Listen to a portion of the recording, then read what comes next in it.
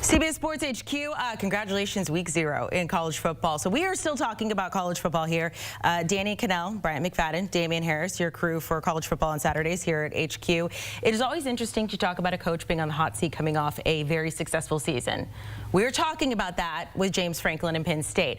Made it all the way to the playoff for the first time ever, though, since he's been there since 2014. So we're going to look at some coaches who is under the most pressure out of the likes of Lincoln Riley at USC, Brian Kelly at LSU, and then James Franklin at Penn State. Danny, you get to go first. I think it's easy. I think James, we've already been arguing about this, by the way. I think James Franklin has a ton of pressure on him. I think Lincoln Riley has a ton of pressure on him. But those fan bases, the schools that they played for, have any of them fired more coaches after winning national championships, something that Les Miles had and was perennially running off 9, 10-win seasons, and it wasn't enough for that fan base? No, this is more about the LSU fan base than it is about Brian Kelly and the expectations they have in Baton Rouge for their coach.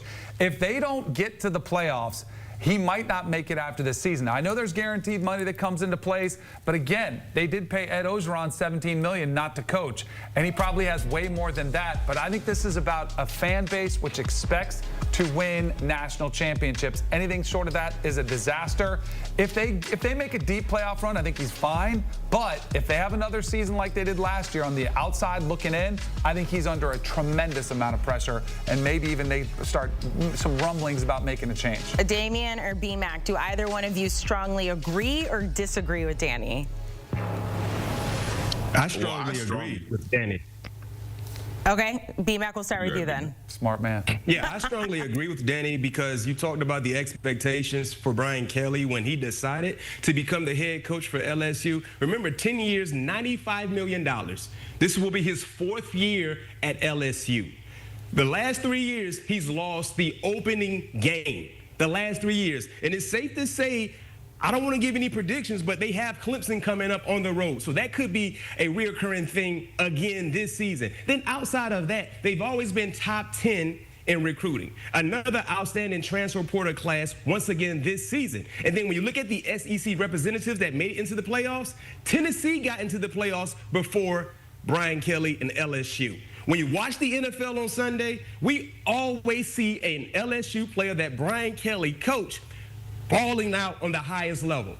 Malik Neighbors, Brian Thomas Jr., Jaden Daniels. He coached all of those players together and has nothing to show for it. So you talk about James Franklin. I know Penn State fans oftentimes get a bit tired of James Franklin. Well, at least James Franklin got Penn State into the playoffs a year ago. They're still waiting for that type of service from Brian Kelly down in Baton Rouge. Damian, you have another answer. What is it? Well, first of all, I gotta say I agree with both of these gentlemen because I beat the Brian Kelly hot seat drum as much as I could last year. So I definitely want to say these gentlemen are very correct in what they're saying. I go with James Franklin and Penn State because at what point do we get tired, and I say we like I'm a Penn State fan, at what point do we get tired of just coming up short? I mean, every single year, it's the same story with James Franklin. You beat the teams that you're supposed to, but once you face Ohio State, once you get to the playoffs and you play Notre Dame, once you finally have that test to show that James Franklin has gotten the Nittany Lions over the hump, and every time they come up short, you're returning Drew Aller, you're returning Nicholas Singleton, you're returning Katron Allen. You've got, last year you had a top 5 defense in the country, and on top of that, then you go out and get Jim Knowles, the defensive coordinator of Ohio State, that led them to having the best defense in the country. So again, with all of these things, you've got the experience at quarterback. You've got preseason All-Americans on the offensive line, on the defensive line. You've got a 2-headed monster in the backfield. You are supposed to have one of the best defenses in the country. And again, James Franklin, if you cannot get this done this year, then what more is it going to take? You almost got ran out of Beaver Stadium by a frat boy last season because you lost the game when, quite frankly, you had plenty of opportunities to win. So again, I just make the case and say this: James Franklin, Penn State, the fans, the culture, the program itself, they are tired of coming up short year in and year out. I mean, they're almost like the equivalent of the Dallas Cowboys in college football. It's the name, it's the brand. You get right there, and then you just don't have the results to show for it. So James Franklin, if you don't get it done this year, then I am going to start the Fire James Franklin chant. Wow, Right. man. That's intense. Damian likes getting coaches and comparing fired. them to the Cowboys. Coming in hot. With Damian, when you say get this done, what is that? Is it making the national championship? Is it winning it's it? National championship or bust. You win or you go home. It's that simple, because again, you've been knocking on the door for long enough. And last year, again, you made a run in the playoffs. You lost to a Notre Dame team. It was a good team. They went on to lose in the national championship. But again, that was a game that you could have won had Drew Allen not turned the ball over late in the fourth quarter. I'm sure there's a lot of other opportunities that they could have pointed out and said, well, we lost the game here, we lost the game there. Well, why does that always come up in the games that on paper, you're supposed to prove that we've taken a step year in and year out? We see no difference from this James Franklin coaching staff, from him or from his team. B-Mac, you're sitting there looking contemplative. I'm just listening. I'm just listening to Damian go off on James Franklin. I will say this. If they don't get it done this year, I echo everything, because they're the best team in the Big Ten, the most talented team, one of the more talented teams in college football. They have a potential first-round quarterback with an abundance of experience. And if you look at their schedule, I mean, it's not a daunting schedule for Penn State. So they got a bit closer a year ago. Let's see, can they take it one step further to be able to get to that championship opportunity? Here's what I Look at the think. schedule. Yeah, the schedule is it's a two-game schedule.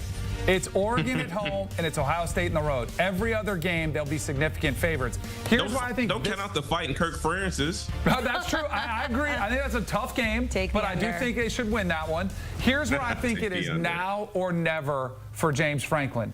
We're talking about all these question marks around the landscape of the top 15, top 20 teams, like playoff contenders. They've all got questions. Penn State is supposed to have all the answers.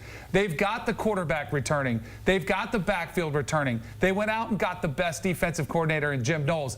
They're the ones that are supposed to have the answers. If they don't do it now, with all these other championship contenders vulnerable, I do have my significant doubts about James Franklin in the future. Can he get it done in the big games? He's 1-15 against teams with a top 5 ranking in front of their name when they play them. So I do feel it's got to be this season for the Penn State Nittany Lions. Okay, so this was who has the most pressure between these three coaches. None of you are picking Lincoln Riley, but he still has pressure, Danny. Yes. I mean, he does, but he I think could be the most relative. likely to be Have you been out to LA? fired. Like, have you been out to LA? Like, I mean, have you talked to many USC fans that are that, like, fired up? Yes, there's some that exist, but it's just a different environment.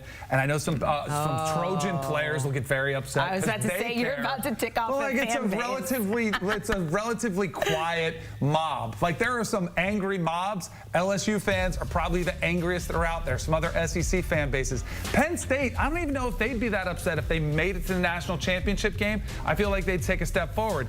If they, and here's the thing, if Lincoln Riley, if they're 6-6 this season, then yeah, I think the fans are going to be livid and upset. But how outraged are they going to be? Are they going to be calling for Lincoln Riley's job? Some of them will. I just don't think it'll get as loud as some of the other top programs in the country. I will agree with you in that. Also, I was at the Penn State Notre Dame game, and I had a friend who is a female who did try to get into a fight with a Notre Dame person. Nice. And we had to pull her away. Guys, we appreciate it so much. Fun talking about college football and everything that is coming up in the world of college football. And Cover 3 is your home for everything in that universe. Getting you ready for week 0 right now, previewing all the games, also getting you some best bets for the week. And then, of course, you can see Danny, B-Mac, Damian, Emily Proud. Emily doesn't necessarily have a fighting dog in this game, but to watch Damian go up against Danny and B-Mac in this pregame show will be iconic.